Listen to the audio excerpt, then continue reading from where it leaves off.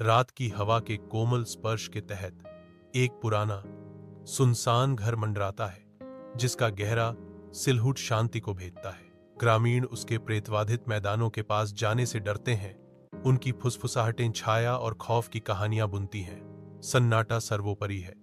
एक भारी चादर हर कोने को दबा रही है, जिससे घर का ठंडा वातावरण बढ़ रहा है। साहस जुटाते हुए लड़का अशुभ हॉल में कदम रखता है, जहां अंधेरा और सन्नाटा राज करता है। जैसे जैसे वह गहराई में जाता है, हवा में एक बेचैनी भरी शांति छा जाती है। उसे आने वाले खौफ का पता नहीं। अचानक भारी दरवाजा बंद हो जाता है। लड़के को गूंजते अंधेरे में फंसा देता है, क्योंकि वह चिल्लाता है, कोई है, मदद करो। लड़के के टॉर्च की रोशनी में पुरानी हवेली में गूंजते कदमों की गूंज, जो टूटी हुई तस्वीरों पर नाच रही है। उसके पीछे ठंडी सांसें। वह जलती हुई लाल आंखों वाली एक काली छाया का सामना करने के लिए मुड़ता है। वह बाहर भागता है, केवल यह देखने के लिए कि काली छाया उसका पीछा कर रही है। उसकी उपस्थिति से बचा नहीं जा सकता। रात के आवरण में लड़का गांव की तरफ दौड़ता है। उसका दिल सन्नाटे के खिलाफ धड़क रहा है। उसकी निराशा भरी सांसें खालीपन में गूंजती हैं, जो उसके चारों ओर मंडराते कुत्तों के अशुभ भौंकने के विपरीत है। हर कदम भागने की एक बेताब गुहार है, क्योंकि अदृश्य शिकारी भूत करीब आते जाते हैं। उनकी चीखें उसकी उड़ान के अंत का वादा करती हैं। अचानक बिजली चमकने से गांव की सड़क पर एक गहरा साया खड़ा दिखाई देता है। एक अजीबोगरीब हंसी रात में गूंजती है, हवा को ठंडा कर देती है। एक अजीबोगरीब हंसी रात में गूंजती है। भय से अभिभूत लड़का अपनी आंखें कसकर बंद कर लेता है। इस दृश्य से शरण चाहता है। लड़के की आंखें रात में फड़फड़ाती हैं, केवल एक मंडराते हुए साये से मिलने के लिए। छाया का आकार मुड़ता है, जलने और खून से सना हुआ एक चेहरा प्रकट करता है, क्योंकि लड़के के नीचे की धरती लाल रंग से रंग जाती है। छाया लड़के के कंधे पर एक ठंडा हाथ रखती है, जैसे ठंडी सांसें फुसफुसाती हैं, अब तुम मेरे हो। गांव में एक लड़का चलता है। उसकी आंखें अजीब तरह से सफेद हैं। गांव वाले उसे गुजरते हुए देखते हैं। उनके चेहरे भ्रम से भरे हुए हैं। एक अचानक ठंडी हवा का झोंका गुजरता है, जो अज्ञात का एक ठंडा संकेत है। रात के आवरण में गांव बच्चों की तीखी चीखों से बाधित होता है, जो घरों में फैलने वाली एक रहस्यमय बीमारी का संकेत देता है।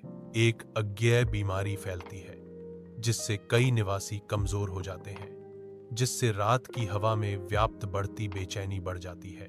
एक बूढ़ी औरत की आवाज अंधेरे में गूंजती है, जो कोई भी उस घर में कदम रखता है, वह कभी भी वास्तव में अपना नहीं रहता।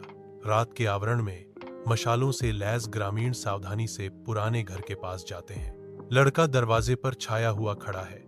उसकी हंसी रात में बर्फ के टुकड़े की तरह चुभ रही है, जिससे ग्रामीणों के दिल डर से भर गए हैं। जैसे ही घर से परछाइयां निकलती हैं, ग्रामीण चिल्लाते हैं। उनका आतंक रात में गूंजता है, क्योंकि उन्हें अदृश्य शक्तियों द्वारा जकड़ लिया जाता है। और उस गांव के खंडहर में विनाश का एक दृश्य तबहे की ओर बढ़ता है। लोग दूर दूर से उस जगह को देखने आए, लेकिन जैसे ही कोई अंदर जाता, वापस नहीं लौटता। एक अशुभ रहस्य गांव को घेरे हुए है, जिसकी चुप्पी उन लोगों के अनकहे डर से चिन्हित है, जो प्रवेश करने की हिम्मत करते हैं। बादलों से ढके चांद के नीचे एक अकेला भिक्षु शापित घर की ओर बढ़ता है। हवा प्राचीन पेड़ों के माध्यम से एक दुखद फुसफुसाहट है। अंधेरे में भिक्षु की आवाज गूंजती है, यह अभिशाप पुराना है। वह जाप शुरू करता है। उसकी आवाज हवा के खिलाफ उठती है, कृष्ण वासुदेव नमो नमः। शापित घर में एक लड़का चीखता है। उसकी सफेद आंखें डर से खुली हैं। जैसे ही उसकी देह राख में बदलने लगती है, छायाएं एक भयानक रूप धारण कर लेती हैं। भिक्षु अंतिम मंत्र का जाप करता है, क्योंकि लपटें घर को निगल जाती हैं। चमकते अंधेरे से हंसी गूंजती है। जब वो ठंडी हंसी गूंजी, साधु ने आखिरी बार अपनी आंखें बंद की।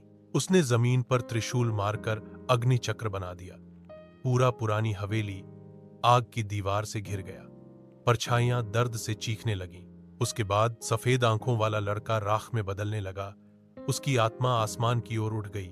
गांव धीरे धीरे शांत होने लगा। सुबह की पहली किरण जैसे ही टूटी, सारा श्राप खत्म हो चुका था। मकान राख का ढेर बन गया। विनाश के बीच वहां सिर्फ एक नीम का पेड़ खड़ा रह गया। लोगों ने राहत की सांस ली, लेकिन जाते जाते साधु ने कहा, यह बुराई खत्म नहीं हुई, बस सो गई है। साल दशकों में बदल जाते हैं। पुराने नीम के पेड़ के नीचे हंसी की एक ठंडी गूंज रात की शांति को भंग कर देती है। गांव वाले भाग जाते हैं। आतंक उनके दिलों को जकड़ लेता है, क्योंकि वे बढ़ते अंधेरे से भागते हैं। एक भूतिया आवाज हवा में गूंजती है, एक भयावह वादा, मैं वापस आऊंगा। कहानी का अंत होता है।